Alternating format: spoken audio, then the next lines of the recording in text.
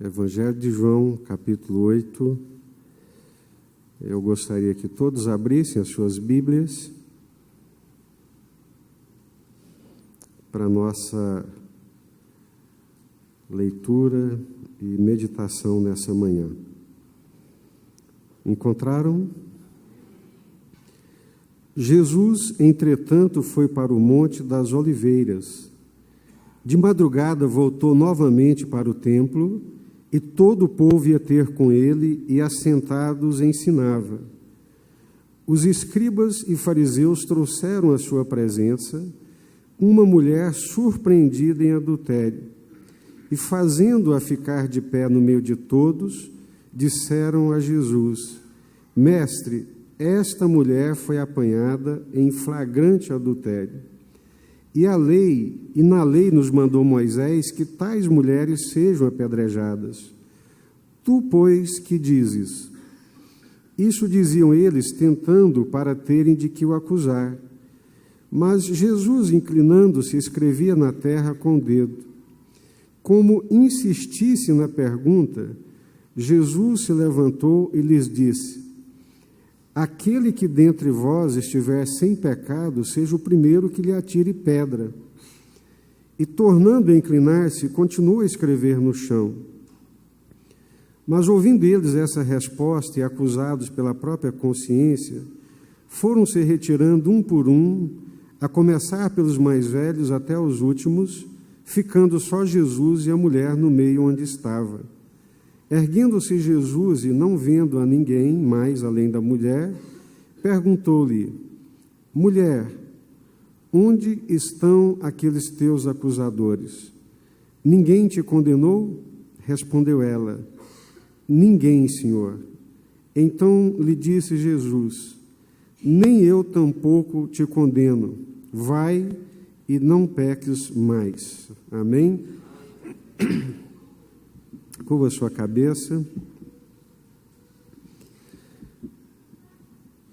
Senhor, nós estamos reunidos aqui nessa manhã em nome do Senhor Jesus. Nós sabemos que a Tua palavra, ela é como uma espada que corta dos dois lados, corta dos dois gumes. E como uma espada, ela também penetra no mais profundo do nosso ser, revela os nossos pensamentos, revela as nossas intenções, as intenções mais profundas do nosso coração. E é isso que nós queremos te pedir nessa manhã. Alcance o mais profundo do nosso coração. Que não saiamos daqui da mesma forma como aqui chegamos, mas que possamos sair, Deus, transformados pela palavra do Senhor e pela ação poderosa do Teu Espírito Santo. Livra-nos de toda perturbação e de toda inquietação.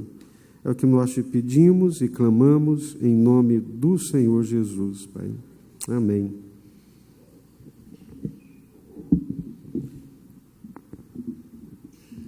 Algumas coisas são extremamente difíceis de serem conciliadas. E nós, pela nossa própria natureza humana pecaminosa, temos ainda mais dificuldade de conciliar essas coisas. Para nós é muito difícil conciliar justiça com misericórdia. Às vezes nós nos extremamos na justiça e nos esquecemos da misericórdia. Outras vezes nos apegamos à misericórdia e passamos por cima da justiça. É difícil para nós conseguirmos conciliar amor, justiça, bondade e misericórdia. E não são raras as vezes em que nós extremamos, salgamos a mão na justiça, oprimimos, batemos, espancamos e às vezes até matamos. Outras vezes passamos por cima da justiça, esquecemos o que é reto, direito, justo e nos apegamos à misericórdia. Esse texto, ele mostra claramente que o Senhor Jesus, Ele e somente Ele, consegue lidar com essas situações de uma forma muito clara, de uma forma muito pertinente e de uma forma muito contundente. O que está acontecendo aqui nesse texto que nós acabamos de ler e que é muito conhecido de todos nós? Acontece com essa mulher que ela é surpreendida. Ela foi surpreendida em flagrante adultério. Eu fico pensando, leio, releio e fico imaginando essa situação. Uma pessoa que é surpreendida na sua intimidade, ela é surpreendida num ato de intimidade, o que por si só já é vexatório, a não ser que a pessoa perdeu todas as referências morais, mas não é o caso aqui, porque todo mundo mantém as suas relações íntimas no oculto. Ninguém tem esse despudor de ficar pelado à luz do dia, para que todos possam ver. Todos mantêm as suas relações no oculto, no escondido, para se preservar. E essa mulher é pega no ato. Ela é surpreendida no ato do adultério. Imagine que situação vexatória, vergonhosa, humilhante, ser surpreendida de repente nua na sua intimidade por uma quantidade de pessoas vociferantes, cheias de raiva, cheias de ódio, querendo destruí-la. Eu acho que o simples fato de ter sido surpreendida no seu momento íntimo, nua ali com o homem, já é extremamente humilhante, extremamente vexatório. E não obstante a humilhação de ser surpreendida na sua intimidade, ela é trazida a público, arrastada, já quebrada, humilhada, debaixo de um vexame terrível. Qualquer ser humano que tem um pouco de senso moral, diante de um fato como esse, estaria completamente quebrado e completamente arrebentado. E eles fazem questão de trazê-la a público, dar visibilidade, aumentar ainda mais o grau de humilhação. Junto com a humilhação, pesa sobre ela ainda o medo de uma sentença de morte e de apedrejamento. E me causa estranheza que quem está fazendo isso são pessoas extremamente religiosas. Me causa estranheza o fato de que quem está fazendo isso com um ser humano, quebrando, arrebentando, esmigalhando, torcendo o pavio para apagá-lo, esmagando a cana quebrada, são pessoas que dizem que conhecem a Deus. São pessoas que dizem que servem a Deus. E o pior de tudo, estão dizendo que estão fazendo isso em nome de Deus. Aí eu me faço uma pergunta: é possível alguém ser extremamente religioso e ainda assim ser muito impiedoso? Infelizmente é, irmãos. Me parece que em alguns casos, num desenvolvimento da religiosidade ou da espiritualidade, como queiram, num desenvolvimento errôneo, neurótico, pernicioso, as pessoas, em nome de Deus, são capazes de cometer atrocidades. Que Deus é esse? Por que muitas pessoas têm uma dificuldade enorme de vir para a igreja? Por que muitas pessoas não encontram na igreja um ambiente fraterno, um ambiente de acolhimento? É porque muitas vezes no nosso desenvolvimento da nossa vida espiritual, da nossa vida religiosa, nós tomamos alguns caminhos pressupondo que são caminhos de Deus, mas não são, porque estão nos transformando em pessoas piores do que nós éramos. São escribas e fariseus que estão trazendo essa mulher diante da multidão. São os líderes religiosos que falam em nome de Deus, que velam pela lei de Deus, pela palavra de Deus, tão afeiçoados à justiça, mas tão desafeiçoados à bondade e à misericórdia.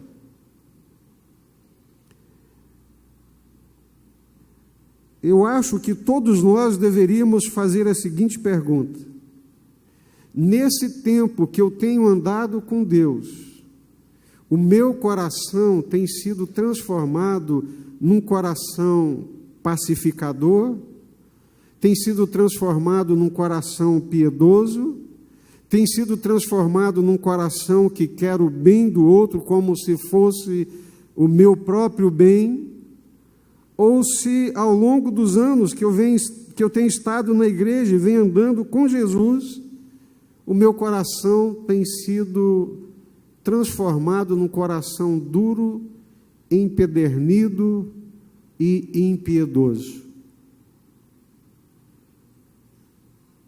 Esses homens trazem essa mulher diante de Jesus e eles não estão preocupados com a lei de Deus. Eles não estão preocupados com a justiça. Eles não estão preocupados com a retidão. Eles estão única e exclusivamente preocupados, tomados de uma maldade, de uma malignidade satânica.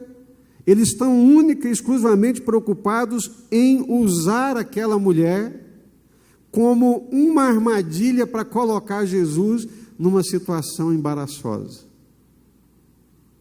Que religião é essa? Que fé é essa? Que espiritualidade é essa que transforma pessoas em monstros?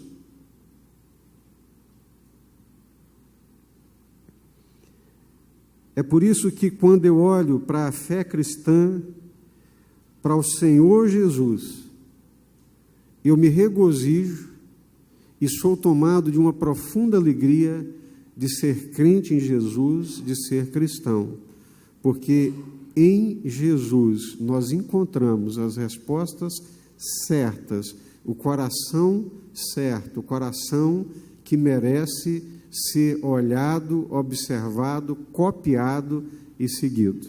Amém? É o Senhor Jesus que consegue desarmar essa armadilha. É o Senhor Jesus que consegue revelar os intentos do coração deles e também mostrar os intentos do seu próprio coração. Mas fica essa pergunta, e é surpreendente, irmãos, porque muitas vezes ao longo da minha trajetória eu encontro pessoas que nós chamamos de pessoas incrédulas, que não creem no Evangelho e que são mais piedosas do que os crentes.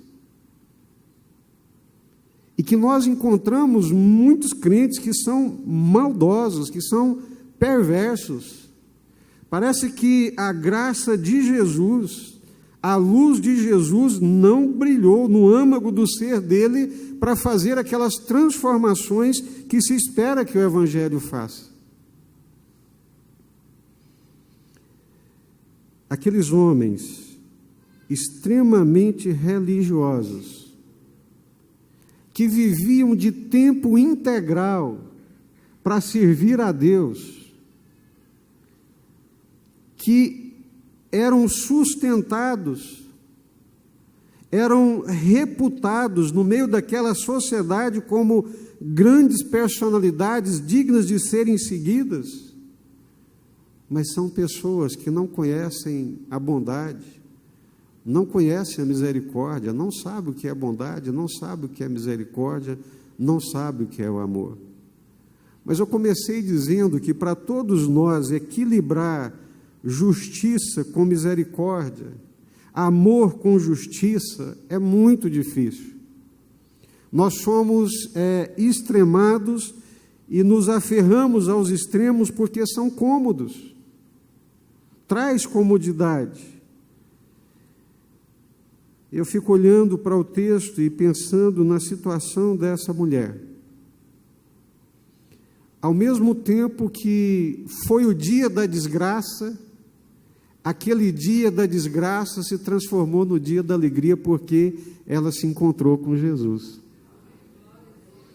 Aquele que poderia ter sido o pior dia da vida daquela mulher, se transformou no melhor dia da vida dela, porque ela foi levada à presença de Jesus.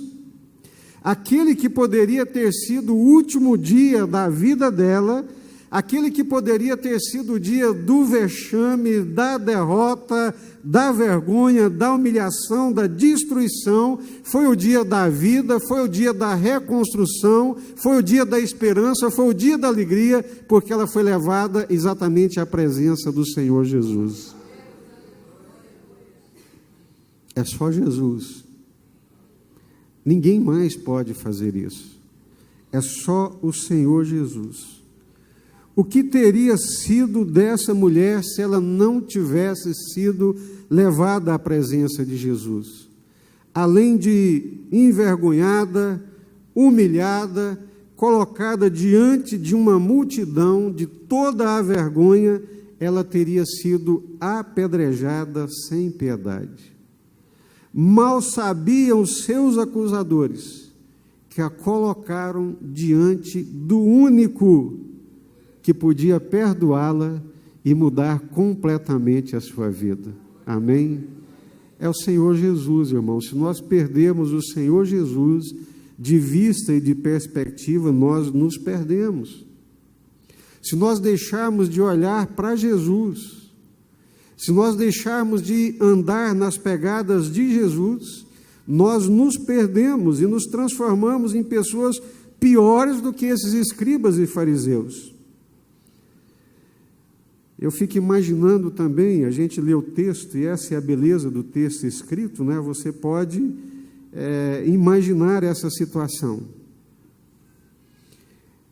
Consegue imaginar comigo? Essa mulher está lá no quarto, na cama, porta trancada, deitada com um homem, vivendo um momento íntimo, embora fosse um momento pecaminoso.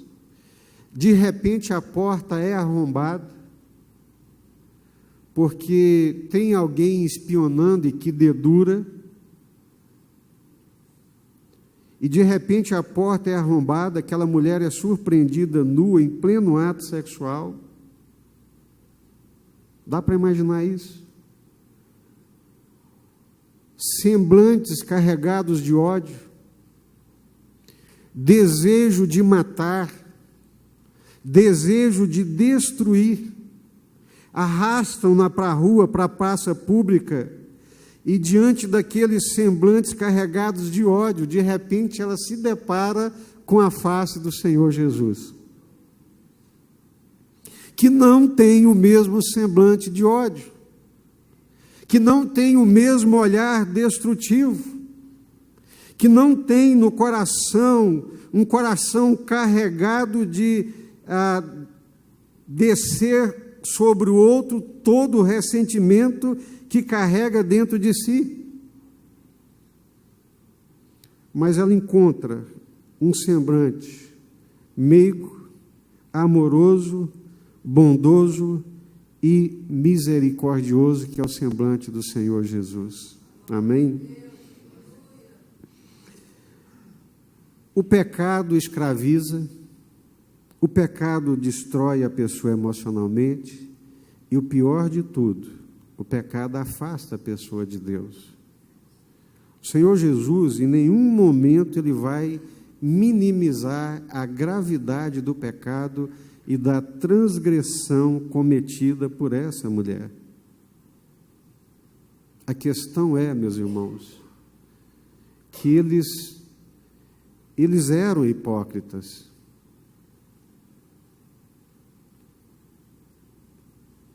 Eles eram muito bons para apontar o pecado do outro, mas eram péssimos para enxergar o seu próprio pecado.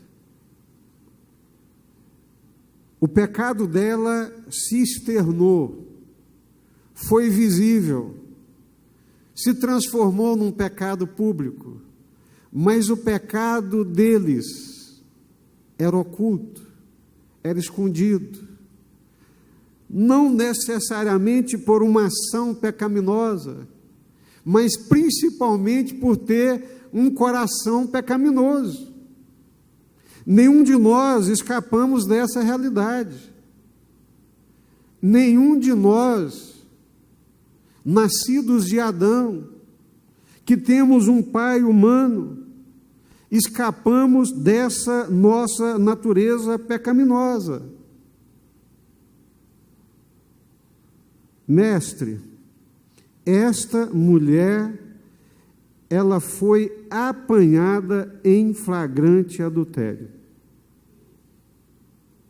E na lei nos mandou Moisés que tais mulheres sejam apedrejadas. Isso é uma meia-verdade. Não é uma verdade completa. Abra sua Bíblia lá em Levítico, terceiro livro da Bíblia, capítulo 20.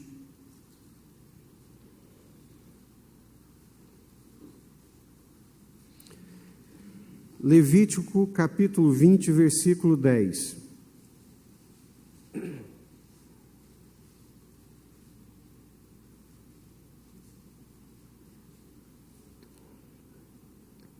Eu gostaria que todos abrissem.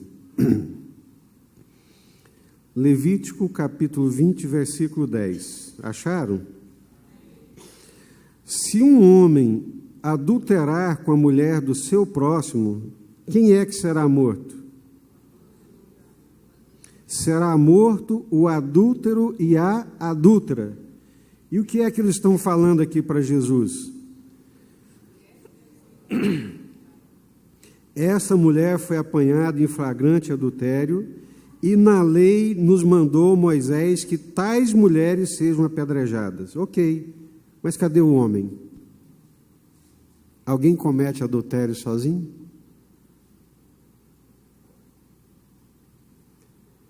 Eles estavam preocupados com a justiça? Não. Não estavam preocupados com a justiça.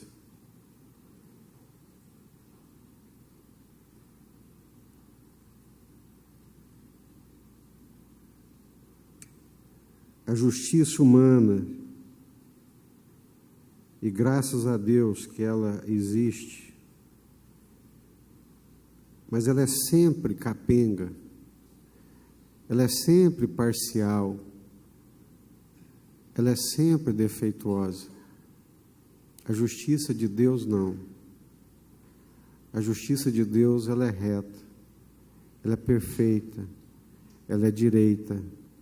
Na justiça do homem é assim: os rigores da lei para os inimigos, os favores para os amigos. Na justiça humana, pondera-se uma série de questões. Quem é? Quem é a pessoa? A justiça humana disse que ela é cega, mas ela é cega de um olho só, né?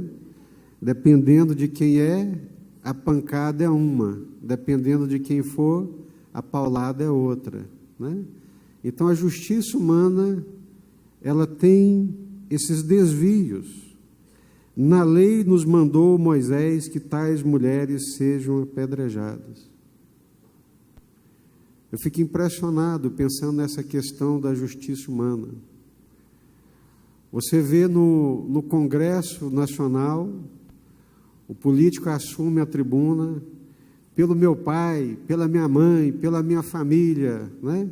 E fala uma série de coisas, e no outro dia você vai olhar o jornal e está com o rabo preso.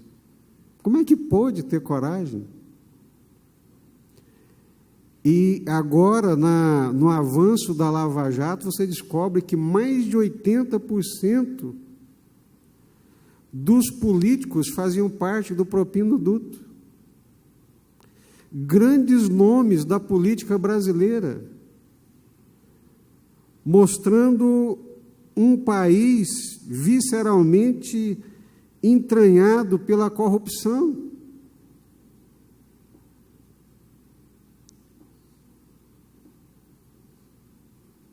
E dizem que ainda não chegou no judiciário um executivo podre, corrompido, um legislativo parece que mais ainda, e Deus nos livre se o judiciário também estiver podre, né?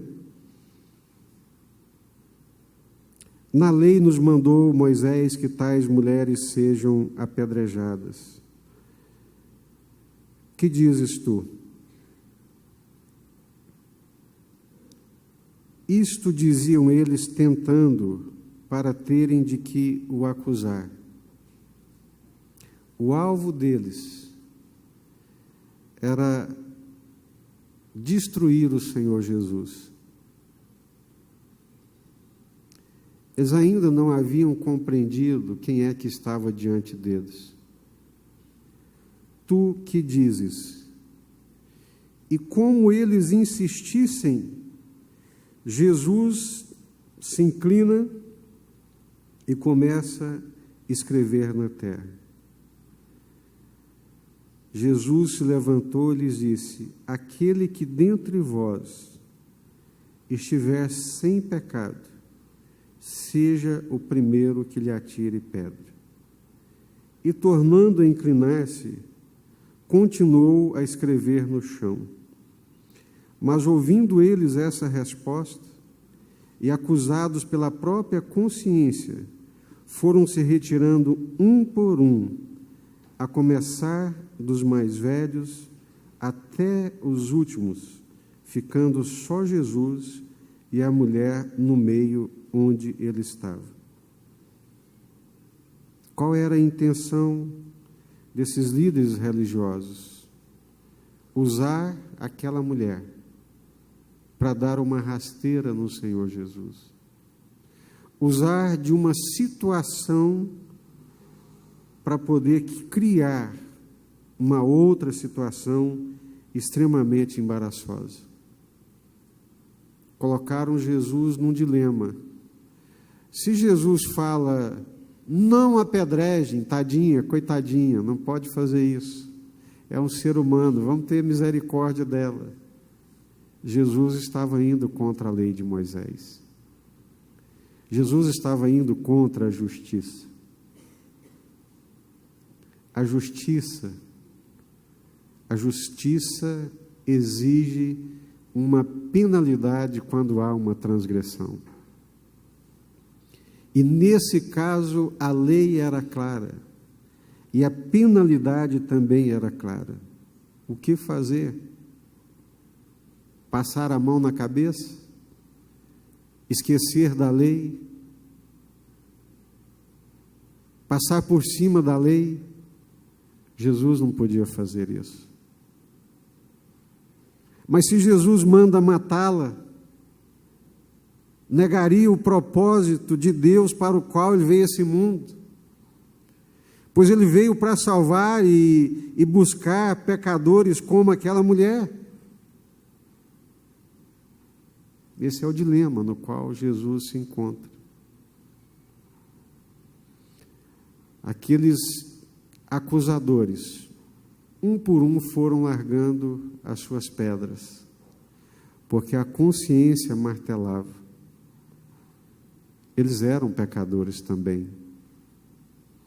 Só tinha um ali que podia apedrejar aquela mulher, que era o Senhor Jesus. Porque nunca pecou, porque a consciência não o acusava. Somente Jesus podia condenar aquela mulher. Mas Jesus fez a opção de salvá-la, de resgatá-la, de libertá-la. Mas e a lei? E a transgressão, ela não transgrediu? Sim. A justiça não tem que ser cumprida? Sim. Ela não teria que morrer? Não está escrito, não lemos? Sim.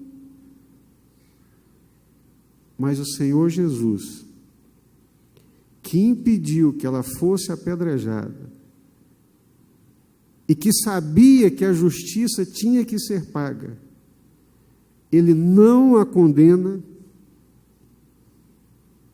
não permite que ela seja apedrejada, e Ele mesmo se oferece como pagamento da justiça e como resgatador daquela mulher.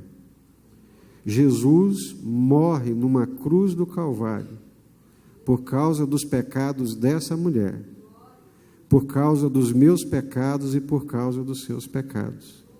Foi por isso que Jesus morreu. Está escrito na lei: o homem que adulterar, a mulher que adulterar, esse tem que morrer. Vamos então negar a lei? Não, não pode. É a lei de Deus. Então Jesus, o único que poderia apedrejá-la, o único que poderia condená-la, Ele faz a opção de perdoá-la, de libertá-la e de resgatá-la, pagando na cruz do Calvário toda a dívida que pesava sobre a cabeça daquela mulher e que pesava sobre a minha cabeça, sobre a sua cabeça e sobre a cabeça de todos nós. Graça é favor imerecido. Graça é de graça para nós, mas para Deus teve um preço muito alto. Para Jesus teve um preço muito alto. Então Jesus é o perdoador. Jesus é o resgatador. Jesus é aquele que outorga a graça de graça, sem nenhum custo. O que aquela mulher fez? Como conciliar aqui a justiça da lei com a misericórdia? Ela pecou, ela transgrediu, e segundo a lei de Deus, ela tinha que ser apedrejada. Não por vontade humana, não por uma decisão humana, mas por uma decisão de Deus. A vergonha que ela deveria passar ali, naquela hora, naquele lugar, Jesus assumiu a vergonha na cruz do Calvário. A dor que ela deveria passar ali por cada pedrada, por cada olhar de ódio, Jesus sofreu lá na cruz do Calvário. Ele é o único que pode fazer isso. Eu gostaria muito que nós entendêssemos essas verdades. Nós somos o que somos, alcançamos graça, bondade e misericórdia por causa de Jesus, por causa do amor de Jesus, por causa da misericórdia de Jesus. Consegue imaginar aqueles olhares de ódio? Arrastando a mulher pela rua, jogando ela diante da multidão e dizendo: olha, ela pecou, ela transgrediu, está escrito, ela tem que morrer, ela tem que ser apedrejada. Foi o mesmo olhar de ódio, a mesma vergonha, a mesma dor e o mesmo sofrimento que Jesus passou na cruz do Calvário. Jesus vira para aquela mulher e pergunta: onde estão aqueles teus acusadores? Ninguém te condenou? Respondeu ela: ninguém, Senhor. Então lhe disse Jesus: nem eu tampouco te condeno. O único que podia condená-la, o único que pode condenar é o Senhor Jesus. Mas eu tampouco te condeno. Vai e não peques mais. Jesus nunca negou a gravidade do pecado e também não veio para revogar a lei. O pecado daquela mulher, como o meu e de toda a humanidade, levou o Senhor Jesus à cruz do Calvário. A transgressão tem um preço, uma pena que é a morte, e foi o Senhor Jesus quem pagou este preço na cruz do Calvário. Amém? É por isso que nós somos cristãos, é por isso que nós amamos Jesus, é por isso que nós servimos Jesus. Ele é o único que pode perdoar os nossos pecados, nos resgatar de uma vã maneira de viver e nos dar uma nova vida. Como é que aquela mulher saiu dali? Imagine como ela chegou, imagine agora como é que ela está saindo. Coração leve, completamente perdoada, cheia de esperança, uma segunda chance. Como é bom ter uma segunda chance, não é verdade? Como é bom ter uma segunda, uma terceira, uma quarta chance. Foi o caso dela. Ela olhou a morte nos olhos. Ela olhou a condenação face a face. Mas também olhou a vida, olho no olho, face a face, que é o Senhor Jesus. A semelhança da experiência de Jacó, quando voltava, para a sua terra, ele diz: vi Deus face a face e a minha vida foi salva. Aquela mulher viu a salvação face a face. Aquela mulher viu a vida face a face. Aquela mulher viu a esperança face a face, que é o Senhor Jesus. Amém? Vamos orar? Curva sua cabeça nesse instante.